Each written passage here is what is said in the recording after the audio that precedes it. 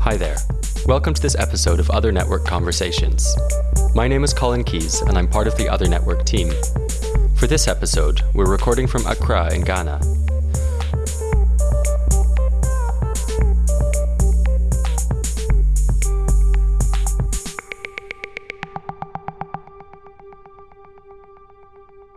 OtherNetwork is a project that seeks to emphasize the importance of independent art spaces worldwide, connecting hundreds of different artists, curators, and cultural practitioners through an online platform, as well as an offline program of events, exhibitions, and in-depth editorial content.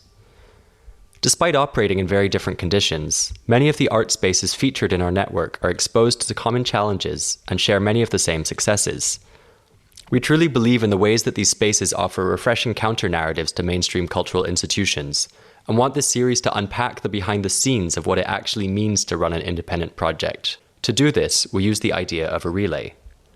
For each episode, we feature a representative from one space and ask them to invite a guest, either from inside their own network or someone they're curious to learn from, as we try to understand the complex dynamics of running art spaces in different contexts.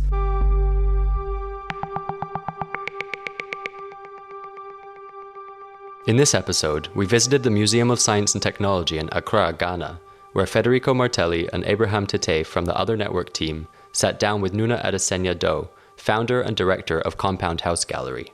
In the second half of the conversation, Nuna chose to call Ylinka Barotto, who is a director at Mitchell-Innes Nash, a gallery in New York City.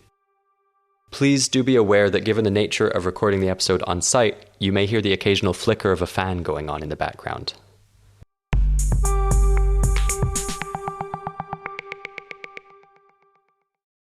Okay, hello. Hi. Hi. So welcome to the second episode of the OtherNetwork Conversations. I'm here also with Abraham Tete, who's a researcher with OtherNetwork also, who's based in Accra. Hello, Abraham. Hi, Fed. Yeah, so I am Abraham Tete, a cultural producer and a curator based in Accra. As part of the OtherNetwork, I facilitate events and work on expanding the platform locally. And today, we are here with Nuna Adisenu-Doe, an artist, a market researcher, and the founder and director of Compound House Gallery, an artist-run gallery dedicated to supporting and promoting the contemporary art practices and projects of Ghanaian artists. Hi, Nuna. Hi, Abraham. Hi, Federico. Thanks so much for having me today.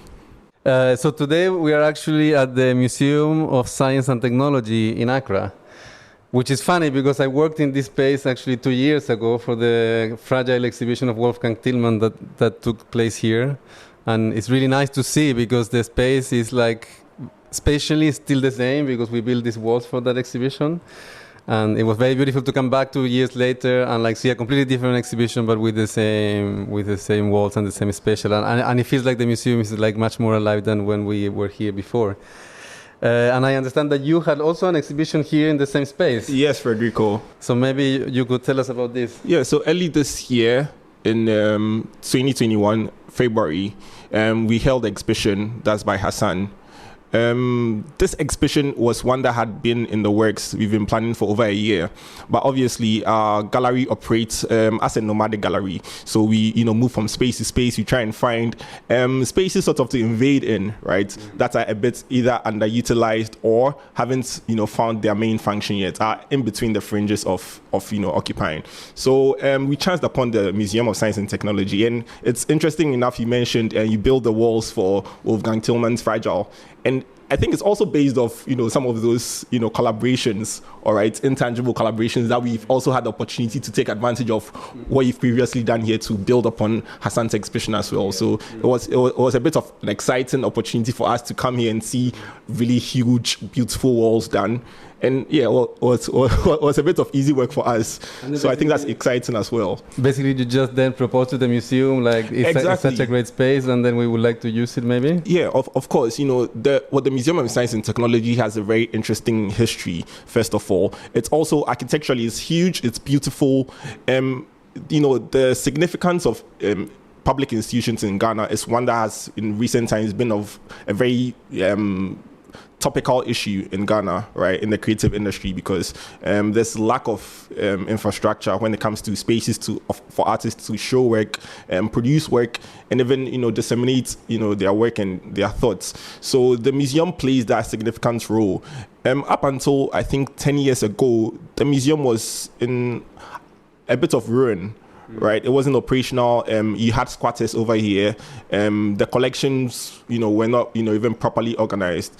Up until then, the Cultural Institute or the Creative Art Institute, right? That's the National Museum. I think tried to put things together, and then other artists, other institutions have been trying to activate the space by holding exhibitions, talk programs, and other events in the space. So that's brought life to the space, unlike it was in the past, where it became more of a ghost town or an abandoned monolithic structure.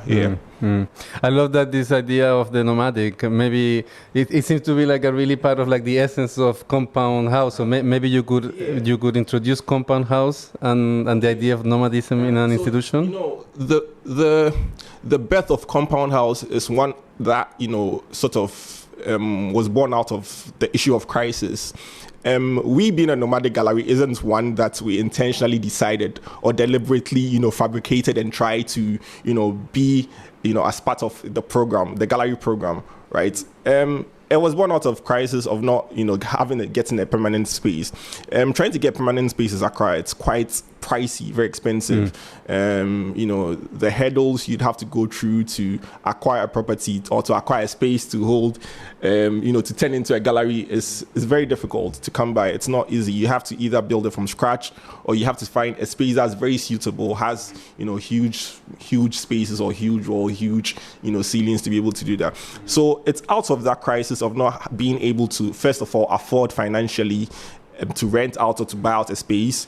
And two, the fact that most of the exhibitions or most of the gallery programs you wanted to do would have to take different structures and different sort of situations. So it didn't necessarily mean, a particular space or particular location would be, compound house. Compound house could essentially mean everywhere. In the local context, let me take it back into, the local context of the compound house. The compound house within the Ghanaian setting is a space that is more of an acquired family you get into. So the compound house setting is essentially, smaller units of buildings that come together into a huge, maybe palace or maybe a huge, mansion. So it's like an architectural typology, like that's very local. It could be architectural, it could also be cultural. It doesn't actually need to be physically, daunting in that sense. But the idea that many families or smaller groups of people could come and cohabit a space and then essentially live in it for years, that's what, the compound nature of it, essentially means. And it's part of like the local vocabulary. You say I live in this or that compound house, or yes. I'm part of this compound house. Yes. It's like a general thing. Yes. Also, the compound house setting, unfortunately, for the socio-economic structure of Ghana, will be positioned at maybe the middle or the lower class in society. So not necessarily, you wouldn't necessarily find the bourgeois living in the compound house setting, right? Maybe a small family, a husband, a wife, and a child, or maybe just a young man who just finished, college or finished university, trying to start his life on his own with very, meager earnings, could just get a self-accommodated room in the compound house setting, and then eventually they would reach out to other families living in that space.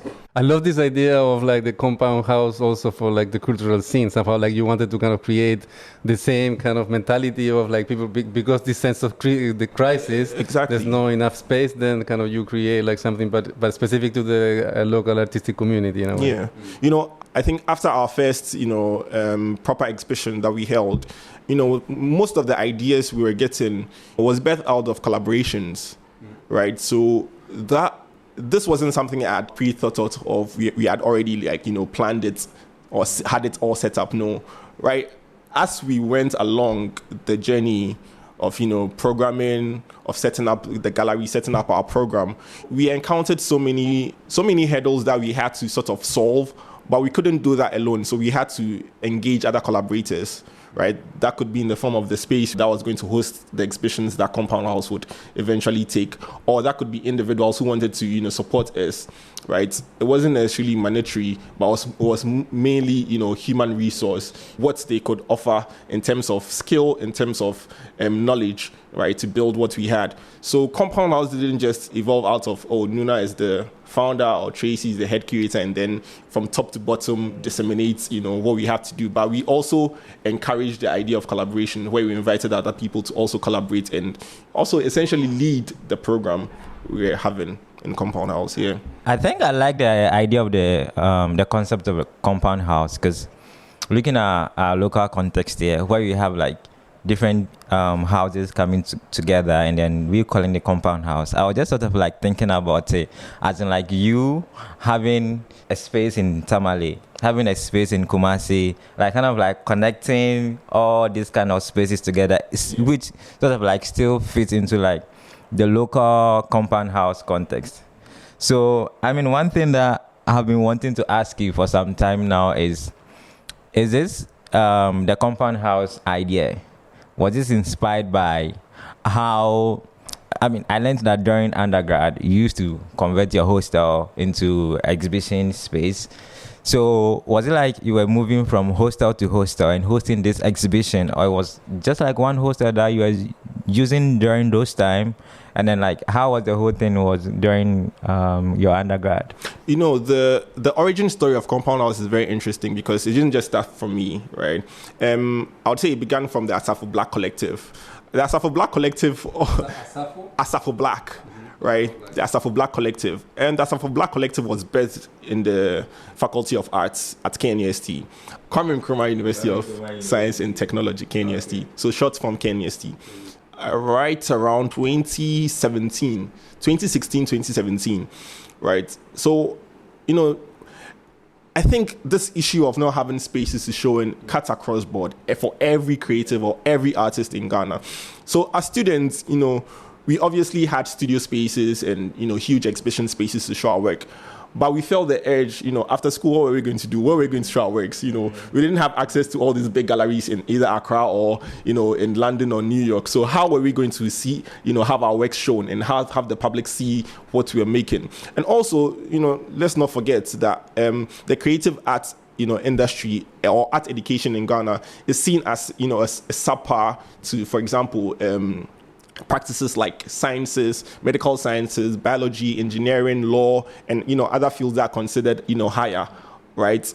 It's just like the hierarchy of arts, right?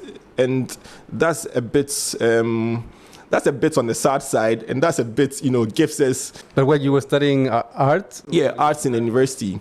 So in the university setting, obviously, attention and resources were focused more on the health, public health sciences, biological sciences, architecture, engineering and all that. So the more technical, official. Exactly, right. But we felt that, we also had a voice. We wanted to make a statement. We didn't want to, fit into that stereotype where art students were always not the serious ones or, didn't have anything better to do with their careers or something. So we wanted to start something, right? Initiate, a project or just something fluid. It didn't have to be very formed, or it didn't have to be very organized. We just wanted to show work. That was what it all was about. How did we want to show work? I think Black Star Lines, that's also the community we belong to, also fosters that sort of attitude where, you sort of invade spaces, right? Either by bureaucratic means or by, mafia tactics, literally, right? So it's either through negotiations or, you try a way and, as a squat into some of these spaces that could potentially be, a museum or could be a gallery that would host an exhibition. And that is what Black Star Line also fosters. So that's where everything began. So you were also part of the Black Star? Exactly. So Black Star Lines is also sort of a more informal space or collective of creatives, professors, artists, and also alumni that come together to form this But network it's so of artists. fascinating, this thing in Kumasi happening, right? There's always like all these collectives everything is kind of fluid. It's never sort of super clear who exactly are the members, because it's very fluid. It goes up and down, or like it's sort of some of them merges into other, or some of them are active in certain moments but then are inactive for many years, but still somehow they have they have done many things that are like iconic. So people still kind of are very much thinking about these different collectives. Exactly. You know, the one main thing about Black Star Alliance is it doesn't operate necessarily as a collective. Within, you know, ourselves, we consider each other as family. Yeah. Right, and it's a very extended, broad family. So we have, you know, affiliates, or we have brothers and sisters or cousins that are all over the world. All who come from Black Star Alliance. So the idea isn't of just coming together to, you know, create, for example, a network of artists or curators or collaborators that we, you know, initiate art projects together. No, it goes way beyond that, right? It goes, you know, way beyond that, where we are there for each other in terms of support, in terms of, you know, advice. Right, and this is how come, you know, I mentioned that Compound House also is able to feed off some of those excesses when it comes to human resource, when it comes to support from individuals within these communities, these structures and loose collectives that you find. For example, Black Star Alliance, Asafo Black, and the rest. But okay, let's go back then to Compound House. So you were studying in Kumasi, and then you had like your dormitory or your like hostel, as they call it, and then together with friends, you decided to start like putting up exhibitions in your own dormitory, or like using other people's dormitory, or how did it get started? So I think the first one we did was this decommissioned fuel station in Kumasi. A fuel station, right? So this fuel station was built in the 60s, right after the university was built. It was supposed to serve as it was right near the mechanical fitting shop on campus. So it was supposed to serve as a point of, you know, fuel dispensary for the cars on campus or the shuttles on campus. But then after a certain period, right, some of these systems broke down, so they weren't necessarily functioning in that sense. Up to a certain time, this fuel station was abandoned. No one even knew what it was, right? You could just see the pumps and this beautiful, you know, modernist Bauhaus structure, right? And for us, that was just the beauty that attracted us to it. So for us, it was what is this thing doing here? What's happening to it? You know, how can we do something here? And you know, immediately we staged, you know, an exhibition there quickly.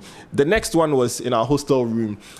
This wasn't even supposed to be grand in that idea. We just wanted to put up some work so that our friends could also see what we were doing. Because, you know, anytime your friends came to your room, you told them your art, they're like, oh, but what do you do? Do you have any artworks? So we decided to do an exhibition, right? But it was supposed to be just a week. But, you know, preparing the space for the exhibition, we realized we couldn't have our beds, we couldn't have, you know, some of our room dividers in that space. So we had to clear the space, right? Yeah. Scrap it down to bare. So it became an empty space.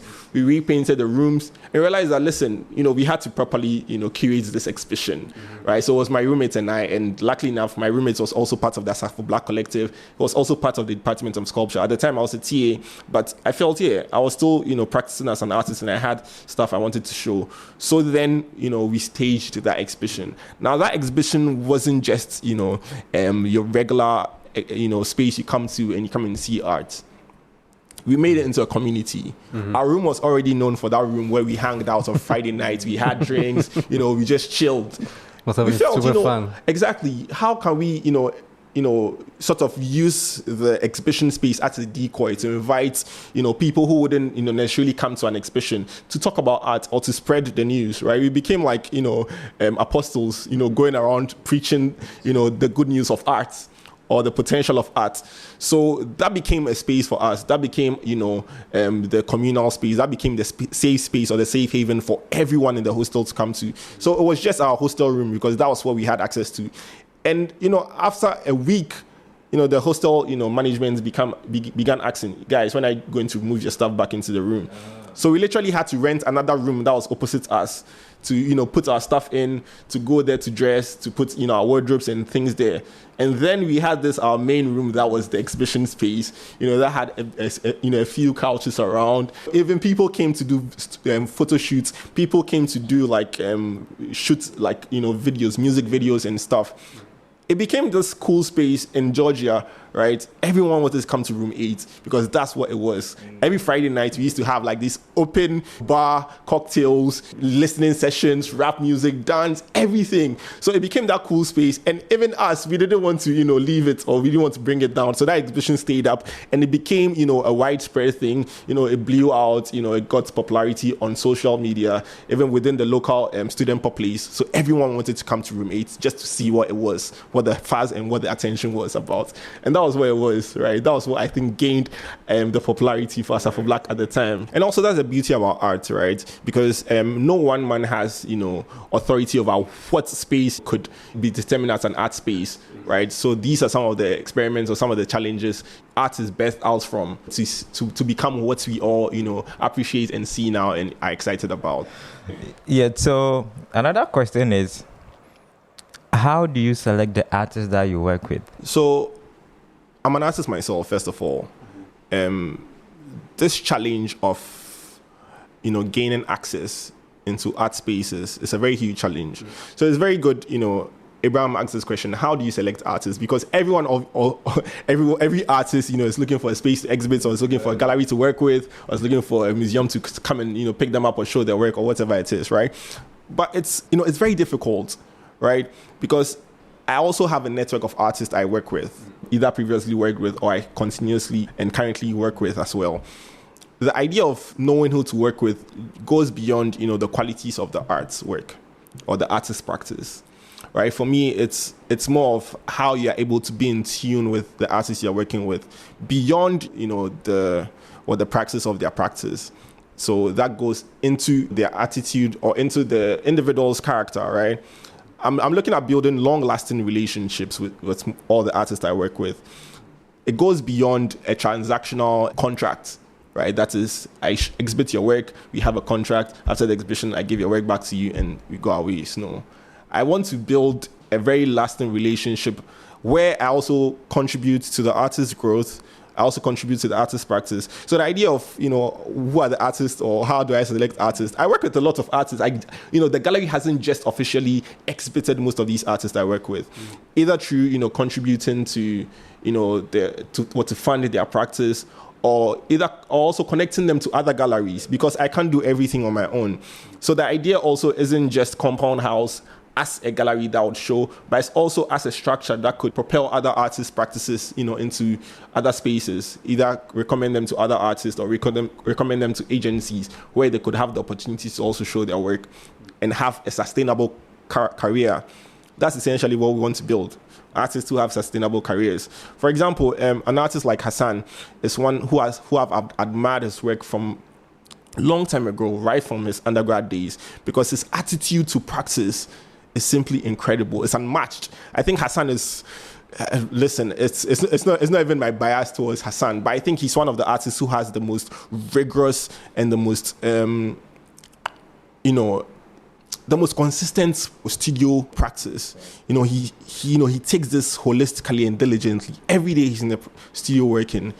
He's got a set structure, he's got studio assistants, he's got other collaborators he works with. But Hassan is always in the studio making work, regardless whether he has money, he doesn't have money, whether his studio assistants are paid or they're not paid.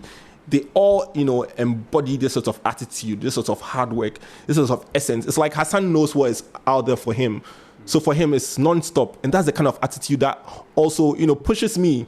Because also, let's not forget, I'm a very young guy who, has instituted or has begun this huge project that goes way beyond me, right? So Compound House is not even just about me. It goes way beyond me into other artists, into other networks of art practitioners or cultural practitioners who want to promote art. So for our listeners, Hassan, what's his last name? Hassan Issa. Hassan Issa. Yeah, Al Hassan Issa. And he's the one that had the show here in the museum. Exactly, at the museum. Okay. So, when we talk about Hassan's, hard work, his persistence, his diligence, it shows in the exhibition we put up, because this exhibition wasn't just, one site. It was a 3-site exhibition across, the breadth of the country, from Tamale, Kumasi, down to Accra. Yeah, so the north, the center, and then the south. And you were part of the organization and the production of the 3 elements? Yeah. Really? Yeah, so Compound House did everything, production.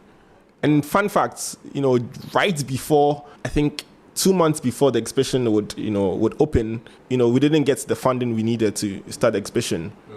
And Hassan said, we are going to do this regardless. We have to do it. And we did it, right? We did it. And then it worked out? It worked out perfectly, right? So for me, to be able to run a space like Compound House, we don't necessarily always have to be in the best of situations or have the best or most comfortable situations, to work around. We would work with whatever we have. We would work with whatever resources we have at the time. Whoever would, support us, we would, accommodate that support, right? And we would have that on board. And that is some of the things, for me, I really appreciate about the artists I work with. I am super fascinated by kind of how you described from the very beginning the Compound House as having started from a place of crisis, and also as a response to the really insane real estate bubble that's happening right now in Accra, right? Like I have seen it. It's like super expensive to rent anywhere near the center. It's extremely expensive. It's crazy. It's ridiculous. But at the same time, you also see a lot of like buildings that are really underused, So it's clear like a speculation situation, right? And then of course you are like organizing this exhibition, giving visibility to all these artists. And I wanted to discuss with you or talk about like what is the relationship between like Compound House and then how you finance the artists and how you are working on a market ecosystem also hopefully for Accra, right? Like are you hoping to create an ecosystem of collectors, an ecosystem of people that are actually like philanthropists, or how do you see the future of the Accra scene? And maybe already starting kind of relating it for the second half of our conversation is like, how is that potential ecosystem also related to the international community? Yeah. It's very beautiful you talking about the collector system, because one thing personally I wanted to also do, right, after my, MA studies, I wanted to build a local collector base, a local collector system, right, where, most of the artists that were producing art in Ghana would sell to local collectors. So the art essentially remains in Ghana, or will remain with a Ghanaian collector. That was one of my, sort of strongest personal, promises I made to myself, right? To try and build or create a certain local collector base. It's difficult. The people in Ghana don't necessarily understand art, and they don't want to, put their money or buy art to support artists. The thing is, someone who loves art or a collector would buy a work of art at a certain price point, right? The idea to buy art also for many collectors or many art lovers who buy art would be to decorate their homes. So for them, it has to fit, their home. It has to fit their aesthetic. It has to fit a certain idea of what, beautiful art would look like in their home. So it wouldn't necessarily be about, some of the ideals or some of the issues the artist's work deals with, or if it's aesthetically pleasing or not. It has to deal within their confines of if they can afford it and if it would be beautiful for their homes. Exactly. So if it doesn't fit within that context, then no, they don't want to buy it. They don't even want to listen to it. And also, the fact is, you also have to understand that the kind of collector base I was looking at was younger Ghanaians, younger Ghanaians who were beginning to, make money for themselves, who had, businesses and who were starting to, do good for themselves, right? So also carry them and build them along what essentially Compound House is also doing, right? And luckily enough, that seems to be the case now, right? Most of our collector base are young artists themselves, either young individuals, business guys, or artists themselves. So it's such a beautiful story that this idea that we wanted to, or I wanted to, essentially build or develop, it was already happening, right? In the fringes of, Accra, silently, quietly. Not a lot of people were making noise about it, but it was happening. So I needed to tap into some of those, spaces, tap into some of those networks and those individuals and, reach out to them.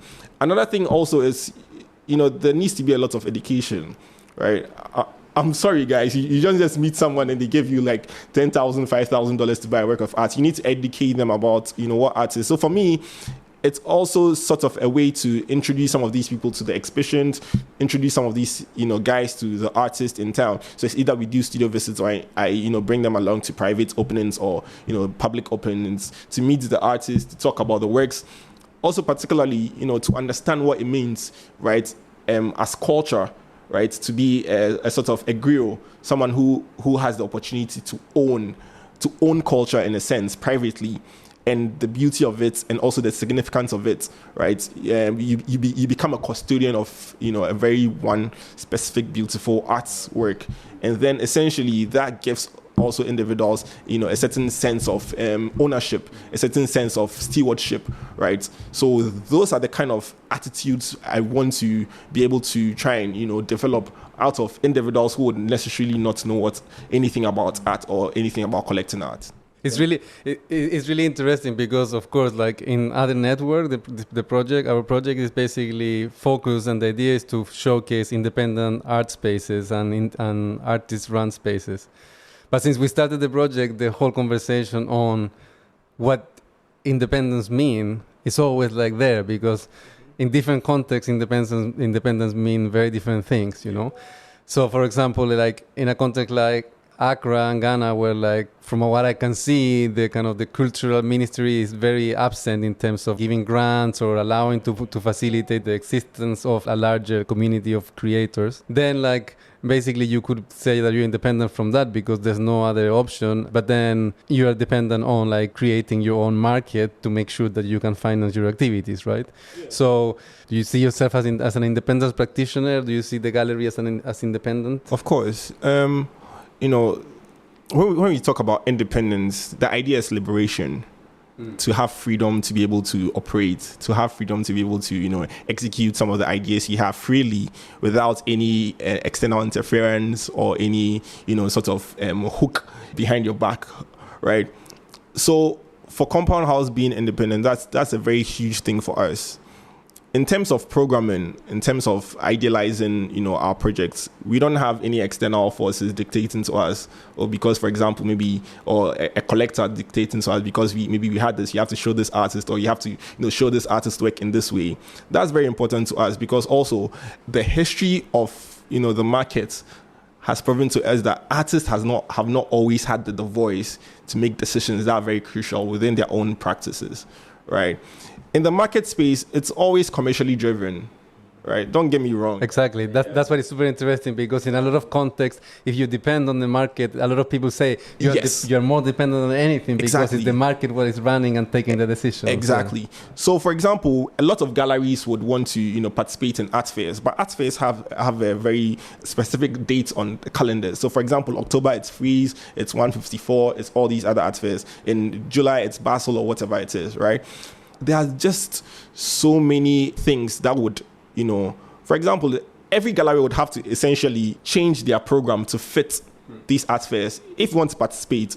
And these art fairs are very crucial to, for the gallery system and to the art market, right? Because that's where most of the galleries, make their profits and make their money. So that's just one tiny bit of influence or external influence that you can't tangibly see or you can't attribute to external forces, but that's one. For an independent space like me, it's very crucial to have that independence and to have that liberation to be able to execute our projects and our program freely. One thing is this, for example, you have supporters or you have donors who donate to Compound House to be able to facilitate a project. Some of those donors also have artists within their private collections, and they would want to, highlight, or they want some of those artists, to be out there, to be seen, to be public. It's very easy for one of those donors to say, listen, I want you to give this artist of mine a solo show, right? And, some of those tendencies I could see happening, but it also goes back to the point of whose money do you collect and whose money don't you collect? Whose help do you accept and whose help don't you accept or do you reject?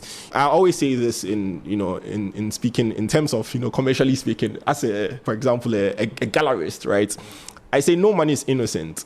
So we as individuals who have been put in some of these positions, as directors or founders of galleries, have to be able to have a certain sense of discernment when it comes to do with where our donations are coming from, or where the money is coming from, where the sponsorship and where the patronage is coming from. And that's like one of the most critical roles of a good gallerist, who can really say, this is good for your career, or this is not so good for although your we career. are saying, we are trying to build a local collector base, we are also not just trying to, bring anyone into that, into that space, right? We have to be very particular about some of these individuals to a certain extent vet some of these people, right? There are so many occasions in some of the previous galleries I've worked with. If we have to engage with a new collector that we don't know at all, we'd have to run a background search on them. And some of them have turned out to be very helpful, because some of the people we tried placing work with or selling work to turn out to be questionable characters. And also, because of the nature of art and the politics of art, you wouldn't, want to compromise some of these situations, right? You'd want to always, uphold a certain sense of honor, in the kind of space we find ourselves in. The markets, the art market is always described as this, rogue place where, there's so many bad nuts out of the many, right? Exactly. So, we always try, or I always try, and also, find a balance in that, right? In terms of, collector, who are our donors, what sort of external sort of influence are we having, or are we, putting ourselves to? Yeah. And I think this is a very good maybe closing remarks, because it's so perfect, because we're talking about like your kind of appreciation and also understanding of the international market of art, to maybe close this part of the conversation and then invite your guests to join us. Yeah. Thank you. Thank you so much. Thank you.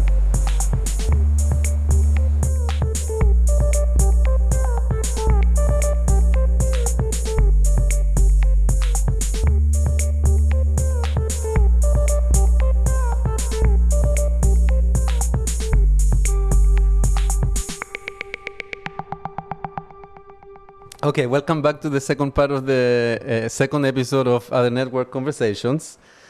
We've just been speaking with Nuna Adisenu-Doe, who talked about setting up Compound House Gallery in Accra, and his beginning also starting the gallery or the project space in Kumasi while he was at the university, about the importance of international relations to the local community in Accra.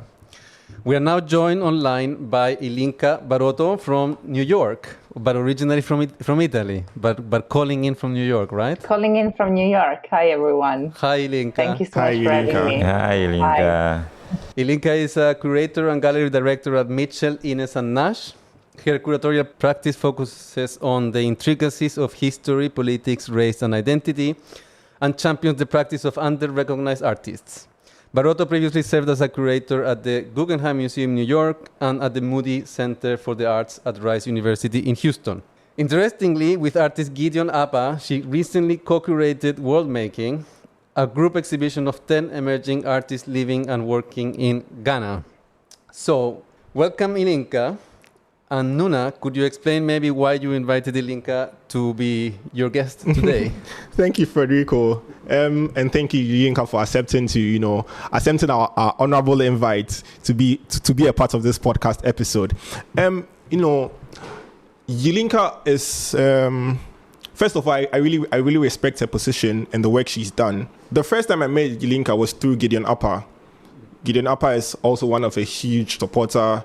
One of our collectors at Compound House. He's also a friend, above everything. So he understands the project and he understands the vision of what Compound House wants to do and wants to become. So he supports us always. So it was beautiful to hear, Gideon was, co-creating, a show that was coming up with his gallery in New York. And this is also another way of connecting or, expanding, the networks of artists and expanding, the opportunities artists could have locally and expand into the international space. And Ylinka was one of the people who I met for the very first time. It took her through Hassan's show, and we began to just talk about what she was doing in the gallery and how she just got a role in the gallery and what she was doing. And that was of a very huge interest to me, because thinking of a curator who used to be right in public museum or in a non-profit space, come into this highly commercial gallery space in New York, that was something of an intrigue to me. I wanted to understand how was she managing and contemplating some of the decisions you'd have to be making, right? And right as so, most of the work, she's done with in the museum and in the gallery is also as a liaison, to be able to get, museum, collections, basically. Works into museums. So I think that's one thing that I find very interesting, in particular, why I wanted to invite Ylinka to this episode of the podcast. And Ylinka, maybe you could, amazing that you came to see the exhibition in the same space that we're sitting right now. That's great. So we're all somehow connected by the space. Maybe you could describe the experience of organizing that exhibition, the world making exhibition, and your timing in Accra. Yes, of course. So thank you so much for having me. Thank you, Nuna. I'm very flattered for the invite and the kind words that you just said about my practice. So I was brought into this exhibition through Gideon Apa. It's really like an artist that the gallery Mitchell-Innes Nash has been working with since 2020. And he had 2 exhibitions with the gallery. For world making, what he wanted to do was to actually offer a sort of like his platform, I would say, in New York to the young artists living and working in Ghana. So it was really like his brainchild and his idea. And what I love about it was sort of like this idea that was based on mutual support in Ghana. And coming to Ghana for me was really sort of interesting, not only to see how dynamic and vibrant the art scene is, but also like how people, and Nuna is an example of that, are really supporting one another. So sort of like artists working with artists, curators, but also gallerists. It's sort of like very malleable and very elastic. And I notice it through the spaces such as Nuna Space, or even Ibrahim Mahama in Tamale, or even Afu as the residency in Accra. It's sort of like really an interesting place full of artists and full of like intellectual thinkers. So I was brought into this exhibition to sort of like get it together. I was brought in at a very late stage, I would say. The selection was made mostly by Gideon, and Nuna and I worked on finalizing it and sort of like bringing together the ties and the loose ends of the show, and sort of like managing artists' expectations. When you're sometimes artists are like, let's ship an 8-foot-long piece of glass from Ghana to New York. We're like, no, let's find another piece of art. That kind of. My job was sort of like picking the final works for the show. And Nuna and I met at the Museum of Science and Technology, where you're here today. And I saw the show of Vala Sanissa, which was very comprehensive. I was impressed by his practice. I thought it was very broad and very diverse. He works between painting and sculpture, installation-based work. And in fact, we picked 4 works that were on view in that same show to include in the World Making exhibition. So the World Making exhibition includes 10 artists. As I said in the press release, it's just a glimpse of what is happening in Ghana today. Of course, I did a lot of research before coming to Ghana and wanting to include artists that sort of like fit a theme that was cohesive, that wasn't just, Ghana today, but more like cohesive with like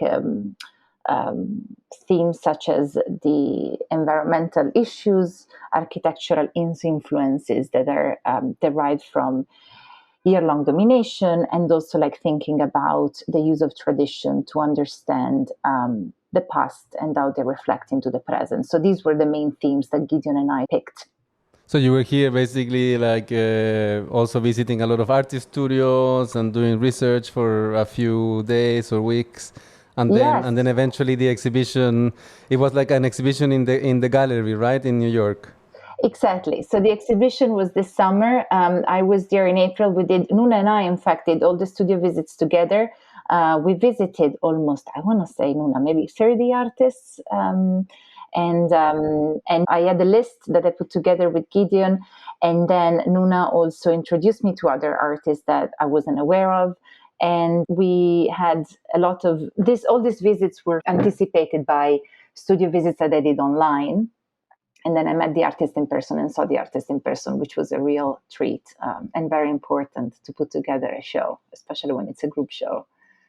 What I find super fascinating of that project is basically that on the one hand, is one of like your artists from the gallery, right, from New York, and then these artists propose an exhibition of like many artists from Ghana also in the gallery in New York, right?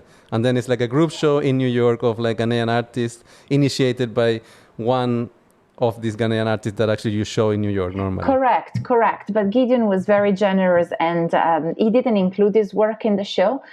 We don't represent the artists that we showed in the exhibition. It was just a way to sort of like expanding the network and offering a platform for these artists to be seen. In fact, all of them except for Hassan I've never shown in New York before. So it was sort of like a great opportunity to expand the dialogue around their practices. I think also it's very important to also note the role Gideon Appa played, in making this exhibition happen. Beyond the idea of building the exhibition, it also goes into the fact that he's built so many networks and connections between other institutions that would come to see the exhibition in New York and artists living in Ghana.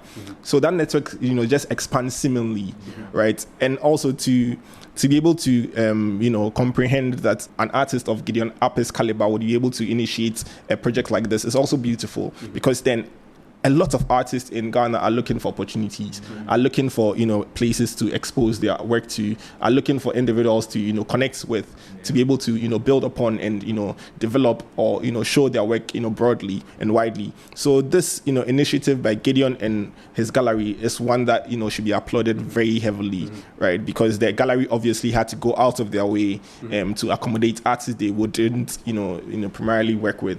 So it's also a huge, step by Gideon Appa and and the gallery to be able to put this together and make it happen. And any kind of this type of collaborations, I suppose, like all the parties need to feel they are benefited. Like any good collaboration is like when all the parties feel like they have been benefiting from the relationship. And I think obviously like the fact that you, Ylinka, and you have been staying in contact, like really shows that there's like long-standing kind of relationships appearing from like these projects. So I was wondering, is this sort of approach, is it personal, Ylinka, or is it something more like institutional of like the gallery? The gallery has mounted interesting show. This is the first time that we're doing such a show with this scope, bringing together artists that are not local, and that we offer the opportunity to one of our artists who we represent to basically curate the show. I think this is the first time that the gallery has done such a project. It's part of the gallery mission to foster the career of the artist and sort of like working with them and working on their ideas and supporting their ideas. And so that's what we did with Gideon Appa. I think it suddenly dawned on me because, of course, like when you read in art forum or in normal like art press, because you worked in the museum world, and the fact that like now working from the gallery world, like you are kind of embedding the gallery world also with like a much more embedded sense of ambition for working with different artists, maybe discovering artists that are not represented, So it's kind of like interesting to see that kind of move in between kind of the institutional museum world and the gallery world kind of creates some kind of new possibilities of working for both spaces. Yes, absolutely. I think, Lucy was the owner of the gallery. I think she's sort of like committed to support the artist's career. And this is great to be working for someone who is open to these ideas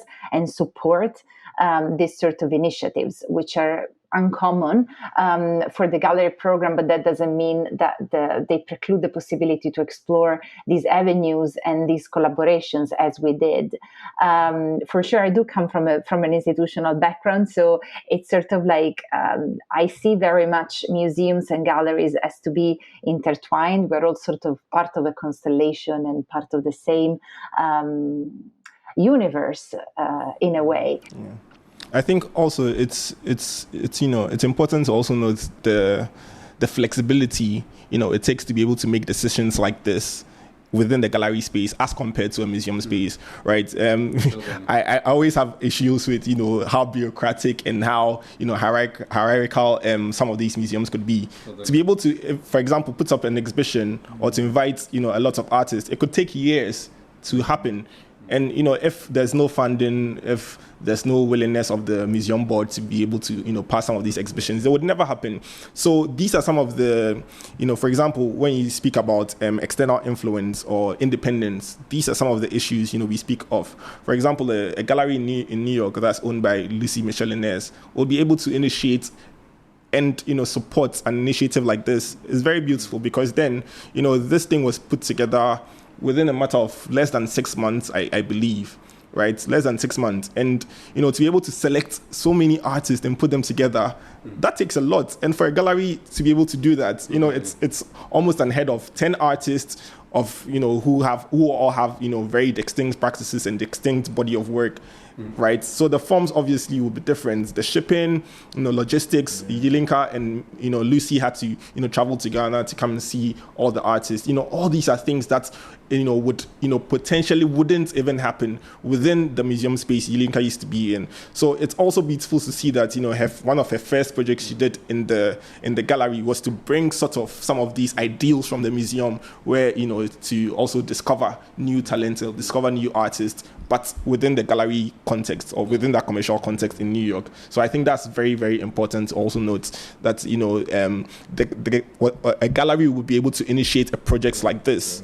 Totally, like the idea of different speeds, the gallery can react faster at things, the museum is generally much more slow, much more bureaucratic, which, like, for reasons that I may be totally fine, it's like there's nothing wrong with that, but it's really exciting also to see how the gallery allows for, like, artists to be much more experimental, and be faster reacting at, like, the needs of the artists if they want to do something, and you even see it when you visit galleries in New York versus when you see museum shows in New York. The gallery shows are, like, much more experimental and, like, using, I don't know, water or vapor or, like, weird elements that it would be a drama to work with inside a museum, So I think it's definitely, like, something super important to acknowledge, like this idea of, like, the different speeds that the gallery allows. Yeah, for sure.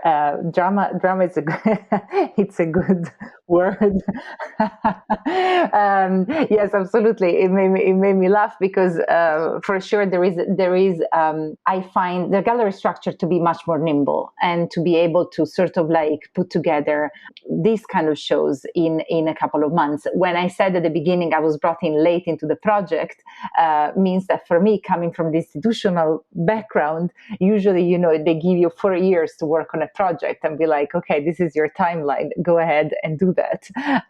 So that was sort of like doing in a couple of months was sort of like a different pace. Nuna, I would like maybe if you could expand on, like, what do you think is the importance of this sort of transatlantic conversation in between, sort of specifically between Accra and America, or, like, even Europe, like the kind of the relationship, the dependent relationship also of the art world here with, like, maybe collectors or even NGOs or international institutions, like for the cultural world here, what is the sort of the relation to the sort of outside world? I think most of the artists, initiated spaces or the artist-run spaces in Ghana, like, Red Clay in Tamale, Kwesi Botwe in Accra, Amakobuafo in Accra, and Compound House, everywhere, is the fact that, we want, Accra or Ghana to also become a center for art, right? So for an artist to be able to become relevant or to be able to build a very,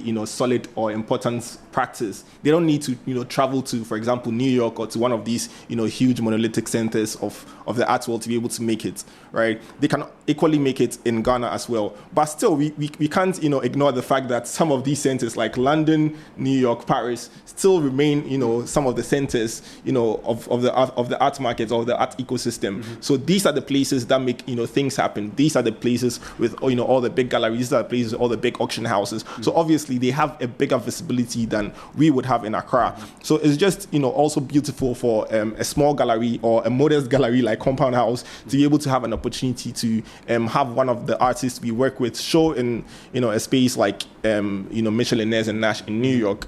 that also gives the artist visibility. That also increases their presence, globally. It also, enforces that global conversation, that it's also a back and forth, conversation we are having, right? So it's not just artists who would sort of immigrate to, for example, Europe or to America and then end up, working and practicing there. But artists, who live and work in Ghana could be able also, without even traveling, be able to, show their work in either New York, in either Shanghai, Hong Kong, Brazil, wherever globally. So these are some of the, decisions that, for example, a gallery like me or an institution, like myself would be very much, happy, to be a part of. Also, we can't also ignore the fact that Mitchell-Innes would, potentially could be described as a blue chip gallery.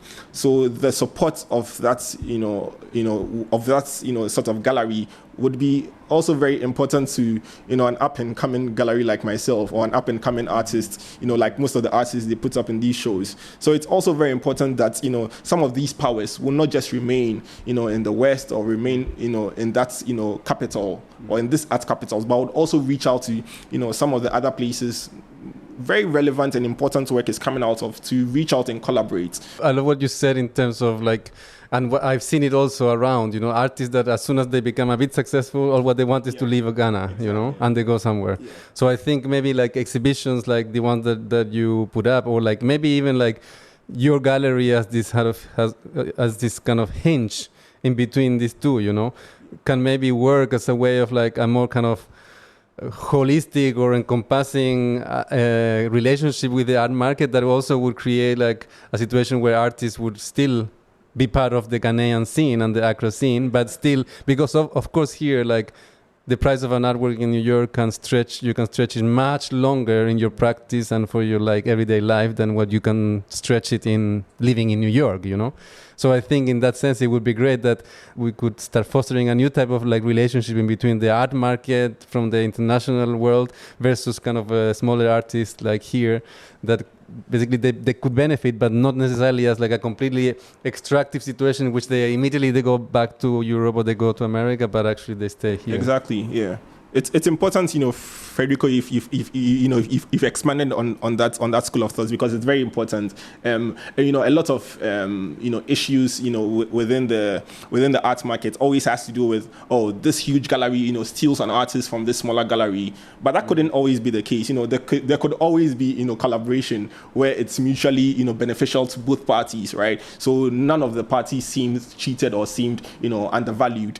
And this, for example, one of these instances is what I really appreciate. And also the fact that when it comes to also issues around paperwork and contracts, Lucy, Ylinka, and I were able to come to a mutually understandable consignment agreement that didn't have to go through any sort of long deliberation or any legal intervention, right? We're able to sit down at the table, make a decision, and allow it to happen. So also that's a very respectable point of view from both parties, from myself, from Ylinka's point of view as well, that these things could happen similarly like that. Ylinka, maybe you could expand on how do you feel as a New York gallery person and the responsibility also with the artists that you were showing here. Do you think there's a possibility of thinking about that maybe differently? Yeah, absolutely. So my role in the gallery is very specific. Coming from the museum world, I do work with institutions. So I try to expand the visibility of the artists that we show to curators and museum peers. So what I find important for a show like this is that, especially now that museum budgets have been cut across the board, is that many curators and many colleagues cannot travel to places like Ghana from the United States, and so the opportunity to be showing this work and to bring it to the New York audiences, I think it's quite important. And I think it's quite special. It's sort of offering the opportunity to see the work in person of this artist, and then allowing for everybody to do more research and encountering the practice, and then continuing the conversation with the artist on view. So I think that's very that's what I've been focusing on specifically for this exhibition. And then, of course, there is the commercial aspect of the gallery, which is, it's not only I do try to foster those relationships, but I also try to place artists in museum collections. And that's what I was doing before, but on the other side. So I was acquiring for the museum collections before. So I sort of like try to understand where these artists could fit in this institution, if possible at all. We normally finish our conversations with one question for our guest. Is there any project space anywhere in the world, active or historic, that you would love to collaborate with or know more about, and why? So, yes, first we start with I want to work with Nuna now. We have to do a show in Accra or wherever you want in your itinerant.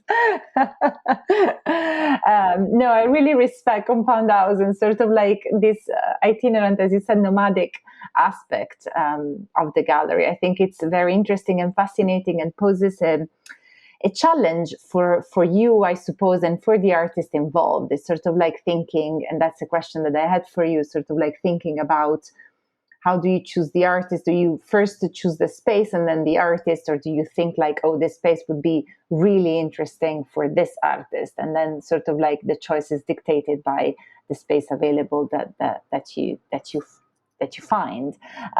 So I think that's a good challenge to have, and I think that we can work on that, Nuna. Why not? I'm very flattered, Ylinka mentioned Compound House. I was trying to see, which other space, and she says Compound House, and I feel flattered, and I'm just blushing all over here.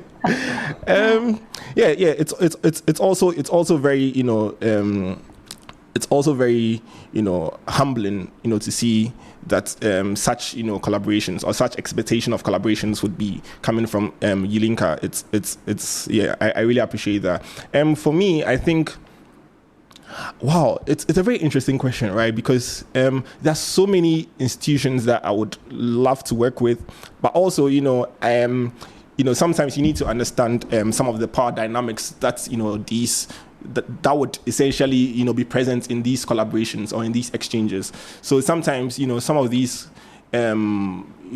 initiatives would have to be things that are feasible, right? You'd have to think through it and see, okay, for example, Compound House is in Accra. What is within our budget? How can we collaborate with a space like this? For me, Chisholm Hill Gallery is a space in London. It's a small non-profit gallery that also supports emerging artists all over the world. So for me, it's very beautiful to see a program like that happening in London, because they also don't just show British artists, they also show artists from all over the world. Yeah, I love Chisholm Hill. You love, exactly. Yeah.